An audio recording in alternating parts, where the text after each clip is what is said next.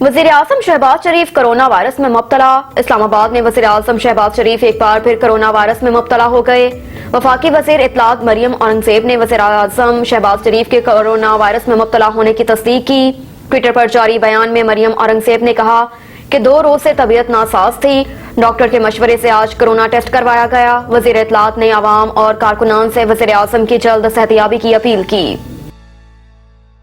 Election commission نے کراچی میں بلدیاتی انتخابات کے معاملے پر فیصلہ محفوظ کر لیا۔ چیف الیکشن کمشنر سکندر سلطان راجہ کی سربراہی میں 5 رکنی بینچ نے کراچی میں بلدیاتی انتخابات کے حوالے سے سماعت کی، جس سلسلے میں پیپلز پارٹی کے نمائندے مرتضی وہاب، جماعت اسلامی کے حافظ نعیم الرحمان اور MQM کے وسیم اختر کمیشن میں پیش ہوئے، جبکہ چیف سیکرٹری IIT سندھ اور سیکرٹری لوکل باڈی بھی الیکشن کمیشن میں پیش ہوئے۔ اسپیشل سیکرٹری الیکشن کمیشن ظفر اقبال نے کمیشن کو بتایا کہ سیلاب کے باعث بلدیاتی انتخابات کو ملتوی کیا گیا۔ حکومت سندھ نے 90 روز کے لیے بلدیاتی انتخابات ملتوی کرنے کی منظوری دی ہے۔ الیکشن کمیشن کراچی میں الیکشن کروانے کے لیے تیار ہے۔ دوران سماعت چیف الیکشن کمشنر نے سوال کیا کہ وزارت داخلہ بتائے کہ بلدیاتی انتخابات کے لیے FC اور رینجرز کی کیا پوزیشن ہے۔ اس پر وزارت داخلہ کے حکام نے بتایا کہ فورسز ابھی تک سیلاب اور امن و امان میں مصروف ہیں۔ ہم پوزیشن میں نہیں کہ سیکیورٹی فراہم کر سکیں۔ صورتحال اس قابل نہیں ہے کہ ہم سول آرمیڈ فورسز کو کراچی بلدیاتی انتخابات کے لیے مہیا کر سکیں۔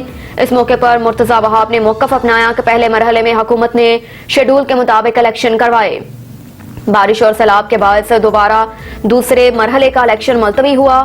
سندھ میں 25 سے 30% تک جگہ پر پانی کھڑا ہے۔ کراچی میں بلدیاتی انتخابات کے لیے سیکیورٹی فورسز اور انتظامی عملہ مہیا کرنا ممکن نہیں۔ کراچی میں 4900 پولنگ سٹیشنز ہیں، جن میں سے 1300 حساس ہیں۔ ہر پولنگ سٹیشن پر 8 اہلکار درکار ہوں گے۔ چیف الیکشن کمشنر نے سوال کیا کہ کیا آپ سیکیورٹی فراہم کرنے کی پوزیشن میں نہیں؟ کل تو سندھ ہائی کورٹ میں آپ نے کہا کہ آپ الیکشن کے لیے تیار ہیں۔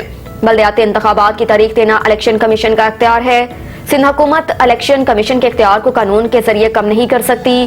چیف الیکشن کمشنر کا کہنا تھا کہ بلدیاتی انتخابات 120 دن کے اندر ہونے چاہیے۔ صوبائی حکومتیں چاہتی نہیں کہ بلدیاتی انتخابات ہوں۔ پہلے بھی صوبوں میں بہت مشکل سے بلدیاتی انتخابات کروائے۔ پنجاب میں بھی بلدیاتی انتخابات کروانے میں بہت مشکل آ رہی ہے، لیکن ہم کروا لیں گے۔ اس دوران PTI کے وکیل نے کہا کہ 90 روز میں الیکشن کروانے پر ہمیں کوئی اعتراض نہیں۔ بعد ازاں الیکشن کمیشن نے کراچی میں بلدیاتی انتخابات کے معاملے پر فیصلہ محفوظ کر لیا۔ بلاول کا کہنا ہے کہ برطانیہ نے پاکستان کو ہائی رسک 3rd ممالک کی فہرست سے نکال دیا۔ اپنی ٹویٹ میں بلاول نے کہا کہ برطانیہ نے پاکستان کو ہائی رسک 3rd ممالک کی فہرست سے ہٹا دیا۔ Financial action task force FATF کے ایکشن پلانرز پر جلد عمل کے نتیجے میں برطانیہ نے یہ اقدام۔ بلاول نے مزید کہا کہ برطانیہ نے یہ اقدام 21 اکتوبر کے FATF کے فیصلے کے نتیجے میں کیا۔ اس حوالے سے برطانوی دفتر خارجہ کی جانب سے جاری بیان میں کہا گیا کہ برطانیہ منی لانڈرنگ، دہشت گردی کی فنانسنگ روکنے کی پاکستان کی کوششوں کا اعتراف کرتا ہے۔ خیال ہے کہ financial action task force FATF نے 21 اکتوبر 2022 کو پاکستان کو گرے لسٹ سے نکال دیا تھا۔ FATF کی گرے لسٹ سے نکلنے سے پاکستان کے لیے غیر ملکی فنڈنگ کا حصول آسان ہو جائے گا۔ اس وقت جاری FATF اعلامیے میں کہا گیا کہ پاکستان FATF کی مانیٹرنگ میں رہے گا۔ پاکستانی کو اینٹی منی لانڈرنگ اور ریٹر فائنانسنگ قانون پر مزید عمل درآمد کی ضرورت ہے۔ فائنینشل ایکشن ٹاسک فورس کے ارکان کی تعداد 37 ہے، جس میں امریکہ، برطانیہ، چین، بھارت اور ترکی سمیت 25 ممالک، خلیج تعاون کونسل اور یورپی کمیشن شامل ہیں۔ تنظیم کی بنیادی ذمہ داریاں عالمی سطح پر منی لانڈرنگ اور دہشت گردوں کی مالی معاونت روکنے کے لیے اقدامات کرنا ہے۔ عالمی واچ لسٹ میں پاکستان کا نام شامل ہونے سے اسے عالمی امداد، قرضوں اور سرمایہ کاری کی سخت نگرانی سے گزرنا ہوگا، جس سے بیرونی سرمایہ کاری متاثر ہوگی اور ملک معیشت پر منفی اثرات مرتب ہوں گے۔ دفاعی نمائش آئیڈیاز کا کراچی ایکسپو سینٹر میں آغاز۔ Defence export promotion organisation DEPO کے مطابق 18 نومبر تک جاری رہنے والی 4 روزہ نمائش میں دنیا کے 64 ممالک اپنی مصنوعات کے ساتھ شریک ہیں۔ رواں سال کے آئیڈیاز میں پاکستان سمیت 51 ممالک کے 285 وفود بھی شریک ہو رہے ہیں۔ نمائش میں آسٹریلیا، رومانیہ اور ہنگری پہلی مرتبہ شریک ہوں گے۔ انتہائی اہم سیمینار انٹیلیجنس ان ڈیفنس مارکیٹ کا انعقاد بھی کیا جائے گا۔ ایکسپو سینٹر کے 6 ہالز کے علاوہ 3 مارکیز بھی قائم کی گئی۔ ایک مارکی کشمیر کے نام سے منسوب ہے۔ کراچی کے شہریوں کے لیے ساحل پر نشان پاکستان کے مقام پر 17 نومبر کو کراچی شو کا بھی انعقاد کیا جائے گا۔ CBU پر ڈالرز منعقد کی جائیں گی۔ آئیڈیاز 2022 میں اس مرتبہ بھی وزراء اور مسلح افواج کے سربراہان کے زیر قیادت دوست ممالکوں کے اعلیٰ سطح کے دفاعی وفود شرکت کریں گے۔ ڈیپو کے مطابق بین الاقوامی دفاعی نمائش آئیڈیاز 2022 کا انعقاد بڑا چیلنج تھا۔ ایکسپو سینٹر کے 2 ہال ترکش کمپنیوں کو اور ایک چائنا کی مصنوعات کے لیے مختص کیے گئے۔ دفاعی نمائش میں شامل پاکستانی ساختہ GF سینوٹین تھنڈر، الخالد ٹینک سمیت دیگر مصنوعات کی دنیا بھر میں بہت ڈیمانڈ ہے۔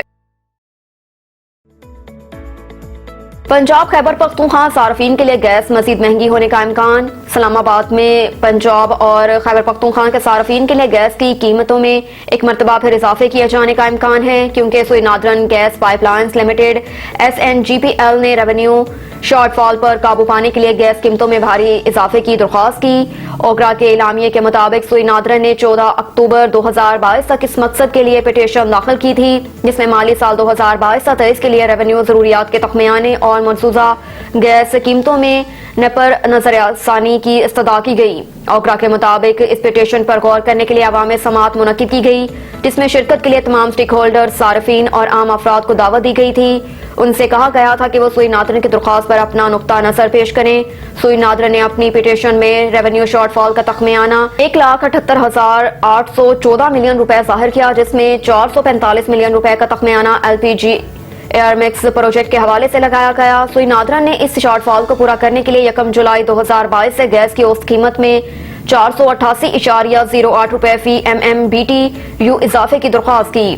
سوئی نادرن نے اپنے تخمیانے میں گزشتہ برسوں کے 2,95,268 ملین روپے کے شارٹ فال کو بھی شامل کیا۔ چنانچہ کمپنی نے گیس کے اوسط موجودہ قیمت میں مجموعی طور پر 1,294.02 روپے فی MMBTU اضافے کی استدعا کی، جس کا اطلاق 1 جولائی 2022 سے ہوگا۔